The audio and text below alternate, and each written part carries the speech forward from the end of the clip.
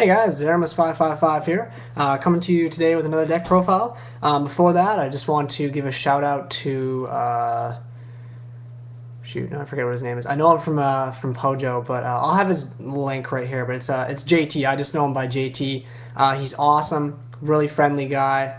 He gave me a really good deal, hooked me up with the rest of the cards I needed for my Infernity and my Samurai.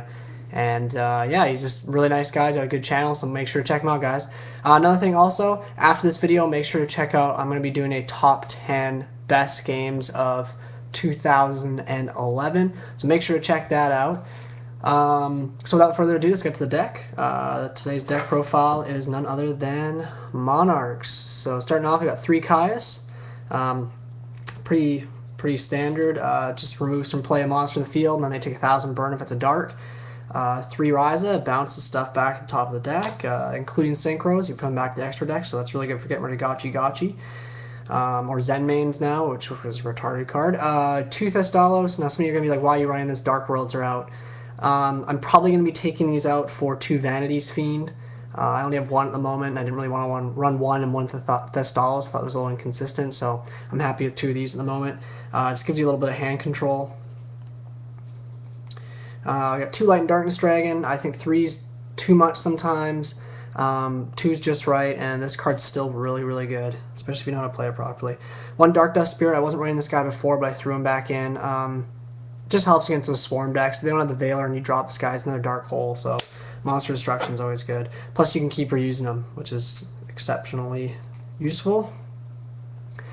3 Swap Frog. Swap Frog is Swap Frog, dumps frogs to the graveyard, bounce them back. Good card. 2 Treeborn Frogs, the engine in the deck. Treeborn's obviously a great card. Monarchs, now that we don't have Fishborg anymore, we can't really do the Formula Monarchs. This is definitely a lot slower, but since we got Trag back to 2, I think the deck's actually got a lot more consistency in that sense, since you always have some kind of battle stopper. 1 Ronintoadin, obviously, for just getting another extra tribute out. And I wasn't running this guy before, but I'm throwing him in now. 1 Dupe Frog, just because I think he's good for a wall, and because he searches out those frogs for you if you need. I may take him out for a Spirit Reaper, but for right now I like it as is. So we got Sturdy Sleeves. We got 3 Battle Fader. Battle Fader, obviously, you gotta run 3 Monarchs. And in this format, this card's actually very good.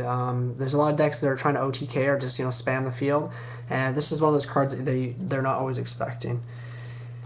Next is 2 Tragoedia. This card's awesome. Like I said, another battle stopper. Or OTK stopper, even you'd say. And yeah, he's got a great effect too, and he can have a pretty decent attack. I've won games of just dropping a Trag first turn and just kind of keep poking with that.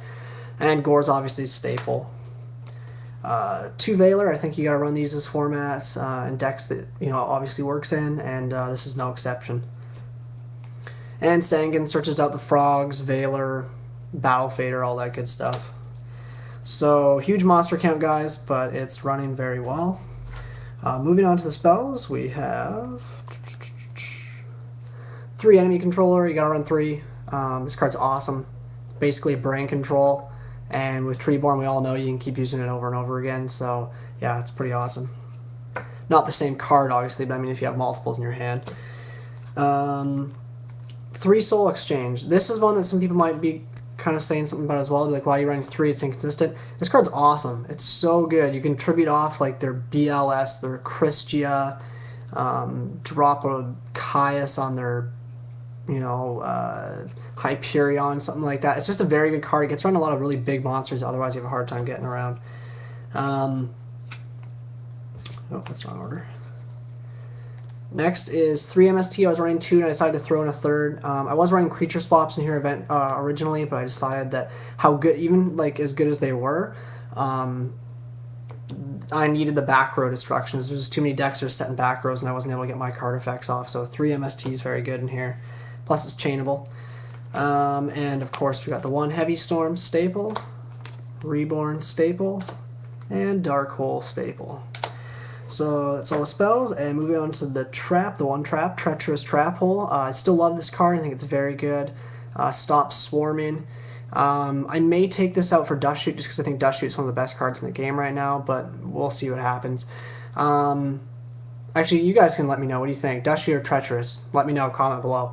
But yeah, this card's great. Destroys 2 monsters if you have no traps in the graveyard, so very good. Anyways, guys, that's the deck. It's my basic Frog Monarchs. I think they're very good this format. Very underplayed. And Monarchs are still awesome. You know, they got Treeborn, which is great. A lot of people aren't running DD Crow. Well, people still run DD Crow on the side deck, but not as much. And so that makes the Frogs definitely better. Yeah, it's a great deck. And if you guys want something budget, cheap to build, this is definitely one of the best decks to build. The Monarchs don't cost very much at all. The Lads you can get as supers now. Dark Dust is a common. All the Frogs are commons. Battle Faders you can get as common now. Trag you can get as common. Gorz is... Gorz and the Effect Veilers are probably the most expensive thing. And then the Econs are all common. Soul Exchange is common. MST, it's all common. So yeah, deck's very budget. If you guys want a budget deck to build, definitely look into Frog Monarchs. It's worth building. Anyways, once again, make sure to check out my top 10 video games of 2011. Anyways, guys, peace out.